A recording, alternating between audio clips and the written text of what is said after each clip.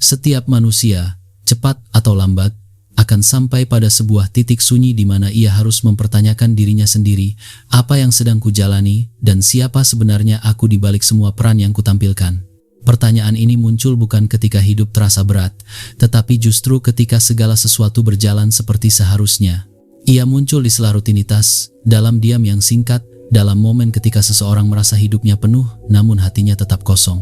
Søren Kierkegaard memahami bahwa kegelisahan ini bukan sekadar perasaan asing yang datang sesekali, tetapi merupakan bagian terdalam dari keberadaan manusia.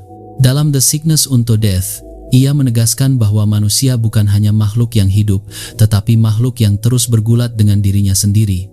Ada jarak antara siapa kita di hadapan dunia dan siapa kita di hadapan Tuhan, dan ketegangan di antara keduanya seringkali tidak kita sadari. Kierkegaard melihat bahwa setiap manusia membawa sebuah pertanyaan yang tidak pernah benar-benar terucap. Apakah aku sungguh menjadi diriku, atau hanya menjalani diri yang dibentuk oleh harapan orang lain? Pertanyaan inilah yang menjadi pintu masuk menuju pemahaman tentang diri, keputusasaan, dan hubungan manusia dengan sesuatu yang lebih tinggi dari dirinya. Di video ini, kita akan berfokus pada The Sickness Unto Death by Søren Kierkegaard.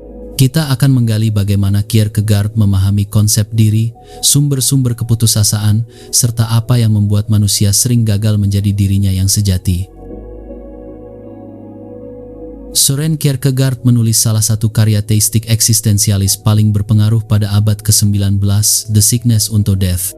Karya ini dikenal karena kedalaman analisisnya terhadap jiwa manusia dan ketajamannya dalam membedah persoalan eksistensial, terutama mengenai hubungan manusia dengan dirinya sendiri dan dengan Tuhan. Untuk memahami gagasan-gagasan Kierkegaard, penting untuk mengingat bahwa ia selalu berbicara tentang diri dalam dua dimensi, sebagai individu yang berusaha memahami dirinya dan sebagai makhluk yang berelasi dengan Tuhan. Setiap konsep yang tampak abstrak dalam bukunya sebenarnya adalah cara lain untuk menjelaskan proses manusia menemukan dan menegakkan jati dirinya. Karena itu, memahami buku ini tidak hanya berarti mempelajari teori-teori abstrak, tetapi juga memasuki pengalaman batin manusia yang mencoba mengerti siapa dirinya di hadapan sesuatu yang lebih besar dari dirinya. Dalam kata pengantar The Sickness Unto Death, Kierkegaard menegaskan bahwa seluruh pergulatan manusia berpusat pada persoalan menjadi diri sendiri. Baginya, diri bukan sekadar sesuatu yang dimiliki manusia, tetapi sesuatu yang harus terus diusahakan. Dengan cara ini, pembaca dapat melihat bahwa bagi Kierkegaard, persoalan tentang diri bukanlah konsep filosofis yang jauh dari kehidupan, melainkan persoalan paling mendasar yang dialami setiap manusia dalam kesehariannya. Ia menulis, menjadi diri sendiri adalah hal terdalam dalam diri manusia. Pernyataan ini menempatkan identitas bukan sebagai keadaan tetap, tetapi sebagai tugas eksistensial. Kierkegaard ingin menekankan bahwa setiap manusia menghadapi tantangan untuk mengenal dirinya, menerima dirinya, dan menempatkan dirinya dalam hubungan yang benar dengan Tuhan. Dua relasi ini, dengan diri sendiri dan dengan Tuhan, menjadi fondasi seluruh analisisnya tentang keputusasaan dalam buku ini. Dengan menggunakan nama samaran anti-klimakus, Kierkegaard membahas salah satu gagasan sentral dalam karyanya, keputusasaan. Dalam kerangka pemikirannya, keputusasaan bukan sekadar kondisi emosional seperti kesedihan atau patah semangat, tetapi sebuah keadaan eksistensial yang jauh lebih dalam, sebuah kegagalan untuk mengenal diri sendiri, atau keberanian untuk menjadi diri yang sejati. Ia menulis, keputusasaan adalah penyakit menuju kematian. Ketika ia berbicara tentang penyakit, ia tidak merujuk pada penyakit fisik yang dapat dilihat dari luar. Penyakit ini adalah kondisi batin yang tersembunyi, di mana seseorang hidup tanpa selaras dengan dirinya sendiri atau dengan Tuhan. Keputusasaan muncul ketika individu tidak mampu menyeimbangkan unsur dirinya yang bersifat temporal dan fana dengan unsur dirinya yang bersifat kekal dan berasal dari Tuhan. Disinilah kita mulai melihat bahwa keputusasaan, bagi Kierkegaard, selalu berhubungan dengan kegagalan manusia untuk memahami keberadaannya secara utuh. Meski Kierkegaard adalah seorang Kristen, ia tetap kritis terhadap gereja Denmark yang mapan pada masanya.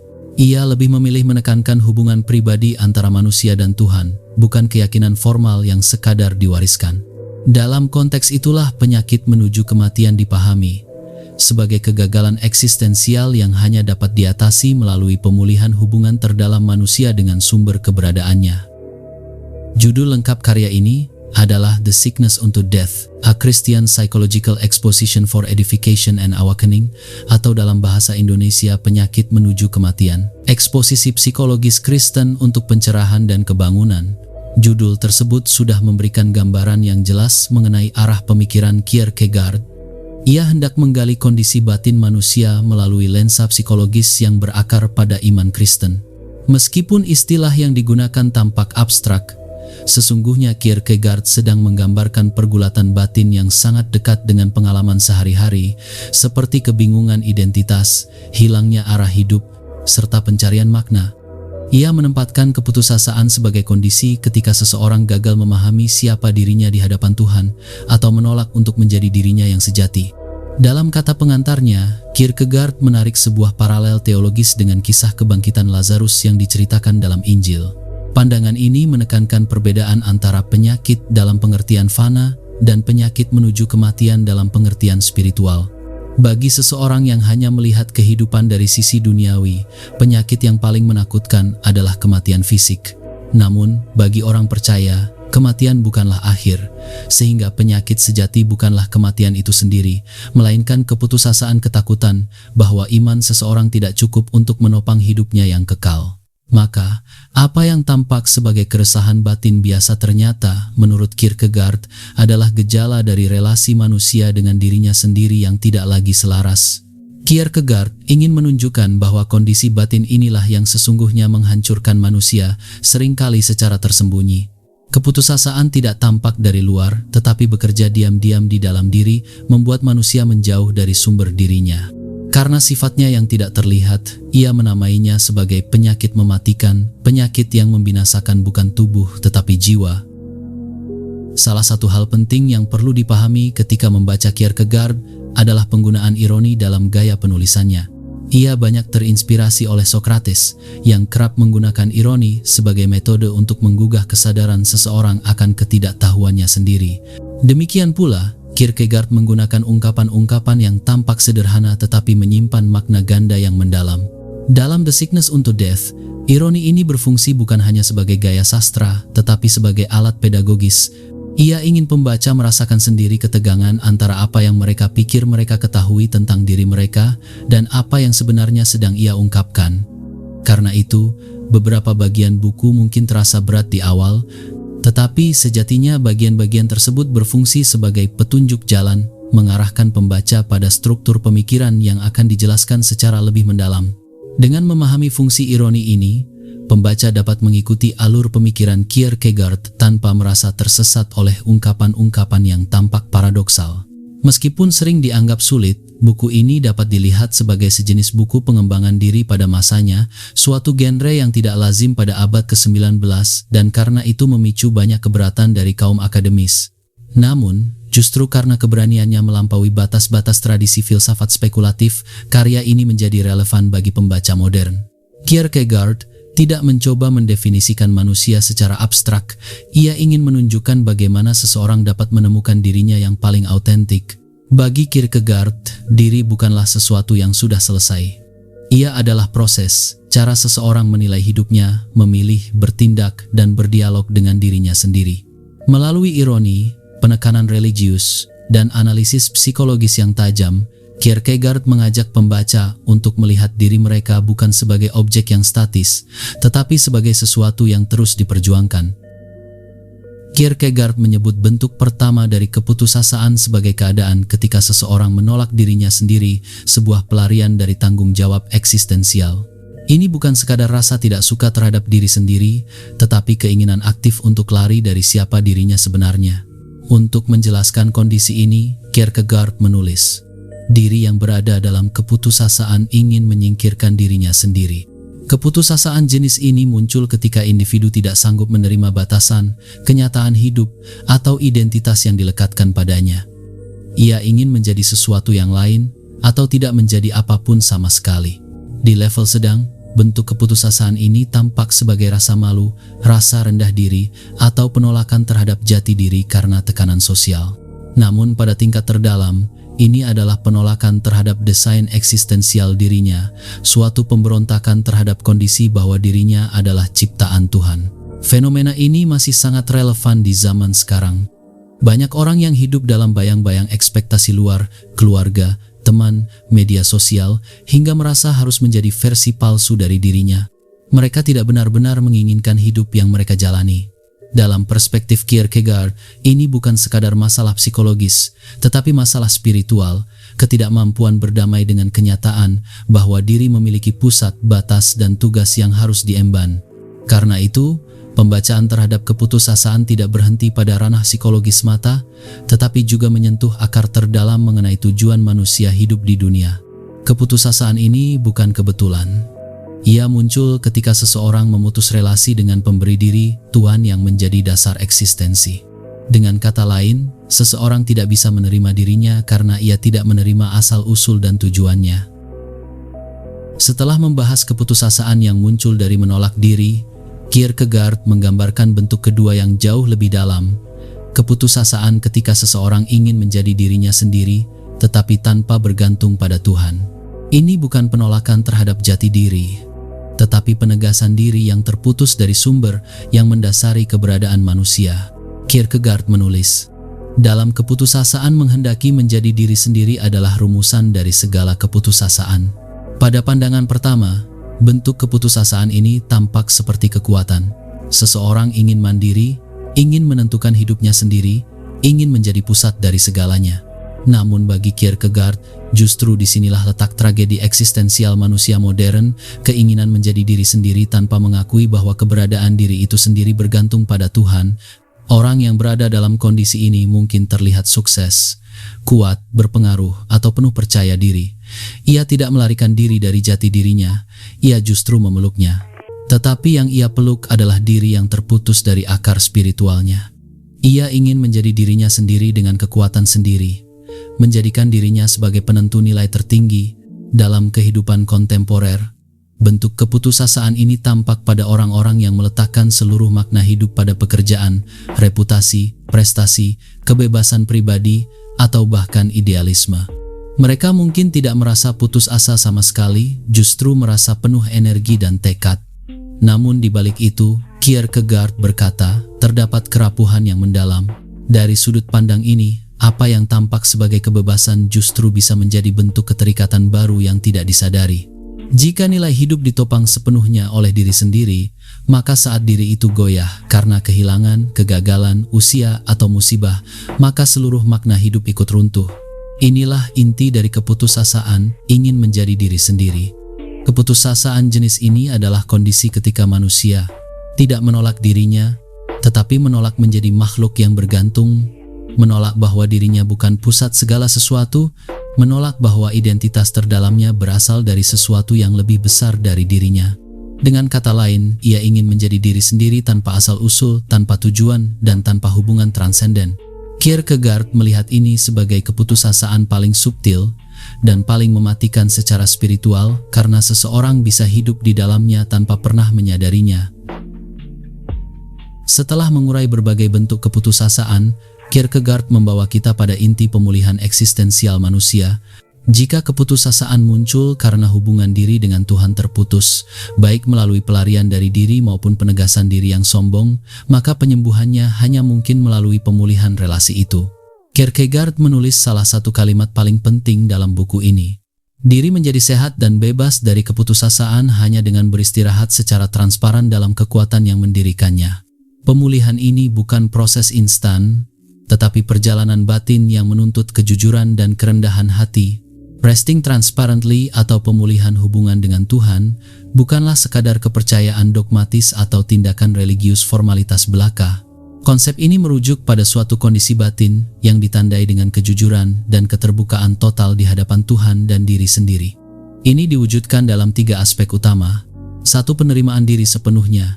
Mengakui dan menerima diri dengan segala kelebihan dan kekurangan, tanpa adanya penyangkalan atau upaya untuk menutupi kelemahan yang ada. 2. Kesadaran akan keterbatasan. Memahami bahwa manusia bukanlah entitas yang sempurna dan memiliki batasan dalam berbagai aspek kehidupan, termasuk pengetahuan, kemampuan, dan kendali atas takdir. 3. Penyerahan eksistensi kepada Tuhan. dengan rendah hati meletakkan seluruh keberadaan dan harapan kepada Tuhan sebagai Sang Pencipta dan sumber kehidupan. Dalam kondisi resting transparently, individu tidak lagi berupaya menjadikan diri sebagai pusat dari alam semesta, melainkan menyadari posisinya sebagai makhluk yang menerima kehidupan dari Tuhan, bukan menciptakannya sendiri. Transparansi di sini berarti tidak menyembunyikan aspek apapun dari diri, baik itu ketakutan, kegagalan, luka batin, maupun ambisi, melainkan menghadapkannya secara jujur di hadapan Tuhan. Penyembuhan menurut Kierkegaard berfokus pada dimensi relasional, bukan sekadar aspek psikologis. Oleh karena itu, ini bukan semata-mata tentang meningkatkan kepercayaan diri atau mencari validasi emosional. Penyembuhan sejati terjadi ketika seseorang memulihkan hubungan vertikalnya dengan Tuhan. Bagi pembaca modern yang mungkin tidak religius, gagasan ini tetap relevan. Kierkegaard pada dasarnya mengatakan bahwa manusia tidak dapat menyembuhkan dirinya sendiri dengan mengandalkan dirinya sendiri. Manusia membutuhkan sesuatu yang lebih besar daripada dirinya, suatu orientasi dasar, suatu pusat makna yang stabil. Dalam pemulihan ini, seseorang menemukan jati dirinya. Menjadi diri sendiri bukan lagi bentuk pemberontakan atau penolakan. Ia menjadi tugas yang dijalani dengan kerendahan hati. Diri menemukan fondasinya, keberadaan menjadi tidak lagi terombang-ambing oleh dunia karena memiliki pusat yang tidak berubah. Seperti ia tulis, hanya dalam hubungan dengan Tuhan, diri dapat menjadi dirinya sendiri. Inilah solusi eksistensial Kierkegaard. Bukan melarikan diri, bukan memperkuat ego, tetapi bersandar pada sumber yang mendirikan diri. Setelah memahami bahwa penyembuhan keputusasaan terletak pada hubungan yang benar dengan Tuhan, Kierkegaard menegaskan bahwa perjalanan menuju keutuhan diri selalu memerlukan keberanian eksistensial. Keberanian ini bukan tindakan heroik yang keras dan penuh suara, melainkan keteguhan batin untuk menghadapi diri sendiri dengan jujur. Kierkegaard menulis, bahaya terbesar dari semuanya adalah menjadi diri sendiri. Karena begitu seseorang memilih untuk hidup sebagai dirinya, ia tidak bisa lagi berlindung di balik kepura-puraan, opini publik, atau standar sosial. Ia harus berdiri di hadapan dirinya sendiri dan di hadapan Tuhan, tanpa topeng, tanpa konstruksi palsu. Dengan kata lain, keberanian eksistensial tidak hanya soal bertindak, tetapi juga soal kesediaan untuk menghadapi kedalaman batin sendiri. Keberanian eksistensial ini memiliki 3 bentuk. 1. Keberanian untuk melihat diri apa adanya. Ini adalah tingkat pertama, menghentikan kebiasaan melarikan diri dari diri sendiri.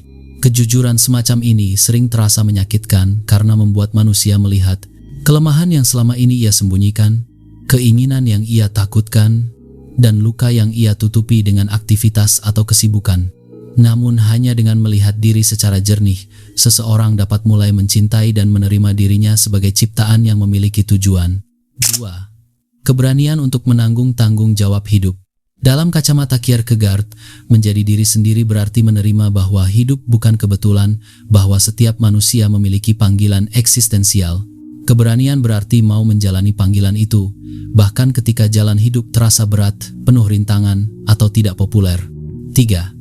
Keberanian untuk bergantung pada Tuhan. Ini adalah keberanian terdalam.